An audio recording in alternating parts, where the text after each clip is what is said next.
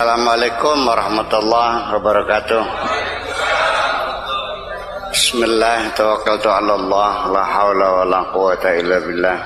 Asyhadu an la ilaha illallah wa asyhadu anna Muhammadar Rasulullah. Allahumma salli ala sayyidina Muhammadin wa ala alihi wa sahabatihi ajma'in, amma ba'd. In lam tukhrij sifataka an hadhihi ru'yah, apabila engkau tidak menghilangkan sifatmu, tidak mengeluarkan sifatmu dari pandangan ini, dari penglihatan ini, katabtu ala jabinika hidayati, akan kutulis di kenangmu engkau sebagai waliku, sebagai kekasih. Katabtu ala jabinika wilayat wa asyhadtuka, dan aku mempersaksikan kamu, anni ma'aka, bahwa aku bersamamu, aina kunta, dimanapun engkau berada, aku selalu bersamamu. Wa uqifuka fi maqamil ismati, dan engkau akan kuposisikan dalam perlindungan yang aman. Dia ismah, artinya akan mendapat perlindungan. Maksum itu artinya tidak berdosa.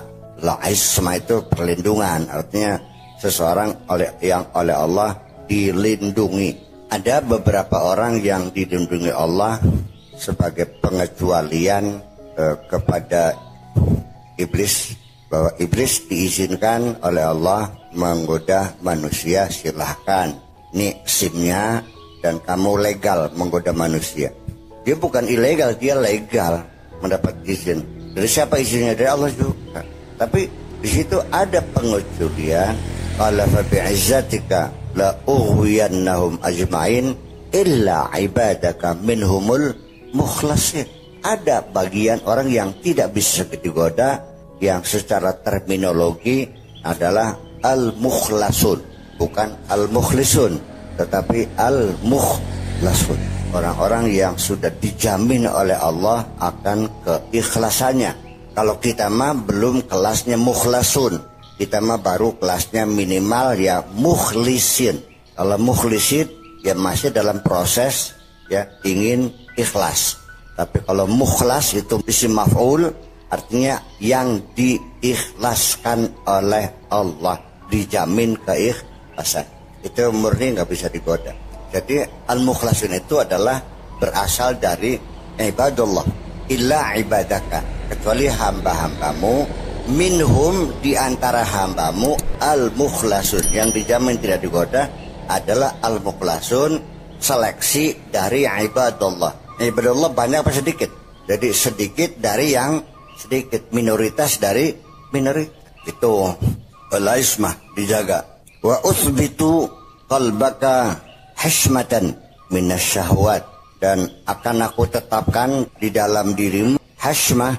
Hashmah itu sama dengan malu ya, lebih lembut rasa malunya, rasa enggan adalah minasyahwat, dari dorongan syahwat, wahayaan min tanawulil adat, dan rasa malu untuk melakukan kebiasaan yang biasa dilakukan oleh manusia pada umumnya. Innama adhartu syahawati hijaban alaika limtihani mahabbatika. Sengaja aku membuat syahwat itu semata-mata adalah untuk hijab, untuk menjadi hijab atas dirimu. Kenapa dihijab? Hijab itu tujuannya adalah untuk mengujimu sejauh mana cintamu kepadaku. Jadi Allah membuat syahwat itu adalah untuk sebagai batu uji atas cintamu itu, iya atau enggak. Kalau tidak diuji, kita tidak tahu perempuan itu betul-betul mencintaiku atau tidak. Iya, kalaupun dia mencintaiku karena aku kaya, masih mendingan kini. Iya, dia rela menjadi istriku, kan gitu. Ini mah kepengen harta saya tapi nggak mau dikawinin. Karena cewek ngeret kan gue. Kalau dijak kawin engkau, ketemuan yang jaluk mobil, dijak kawin engkau, Ketemuannya ya lo gelang. Bisa kawin engkau. Orang sih nih Gusti Allah pengen emang konon. Jadi dengan syahwat itulah kita teruji. Mana yang benar-benar mencintai Allah, mana yang tidak. Itu aja. Akhirnya masalah cinta juga. Lah ya iya seperti itu. Kalau kamu tidak diberi syahwat, ya selesai urusan. Bukan kayak malaikat. Sing sujud ya sujud baik tekak ya. Ya, sing ruku ya ruku baik tekak ya. Jadi tidak dinamis gitu. Jadi ketika Anda itu terlena dengan syahwat, terjerumus dengan syahwat, tertipu dengan syahwat, ya wajar. Memang sengaja diuji. Kalau diuji itu ada kemungkinan kadang-kadang lulus, kadang-kadang tidak. Itu saja persoalan. Anda jangan menghayal pengen kayak malaikat. Kalau saya melihatnya syahwat itu juga nikmat juga kok. Dan saya juga tidak berkeinginan untuk menghilangkan syahwat saya. Ya dengan syahwat itulah maka Anda bersisir rambutnya di setiap hari, hitung duit mana, orang. Kalau tidak ada syahwat, Anda tidak akan beraktivitas untuk apa. Ketika syahwat tidak ada, Anda tidak akan punya keinginan apapun. Jadi ya, dinamikanya seperti itu.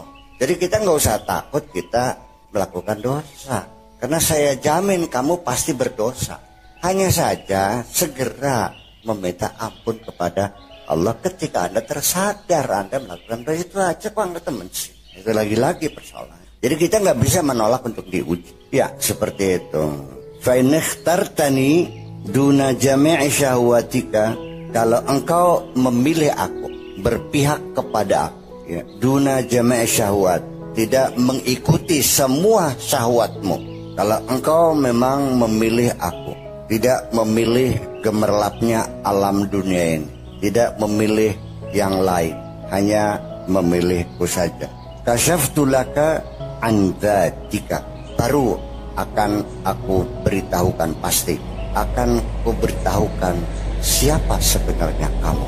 Akan kuungkap tentang zatmu yang sesungguhnya itu. Kalau engkau betul-betul memilih cintaku, ya, dari syahwat yang lain, akan kubongkar, akan kupaparkan kepadamu kamu itu sebenarnya siapa. Akan saya jelaskan kepada kamu tentang zatmu itu apa sebetulnya. Wa ma'udta asturuka bisyahwatin. Dan sejak itu aku tidak akan menutupi kamu dengan syahwatmu itu.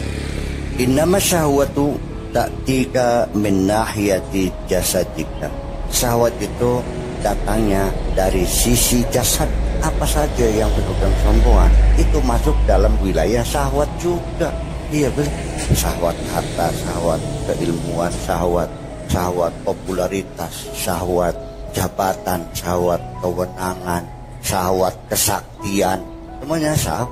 Jadi syahwat itu bukan hanya seneng cewek aja, bukan birahi seksual saja. Syahwat jinsiyah namanya. Syahwat adalah keinginan, hasrat, semangat, menggebu-gebu untuk mencapai apa saja selain Allah. Coba kita telusuri lorong-lorong gelap yang ada dalam hati kita. Ternyata semuanya adalah materi. Kayak pondok ya pengen suk, kayak madrasah pengen kecil jadi kiai, dihormati. Akhirnya semuanya syahwat. Amma zatuka, adapun zatmu, faqad khalaqtuha khalisatan mubarra'atan la tamilu illa li wahdi.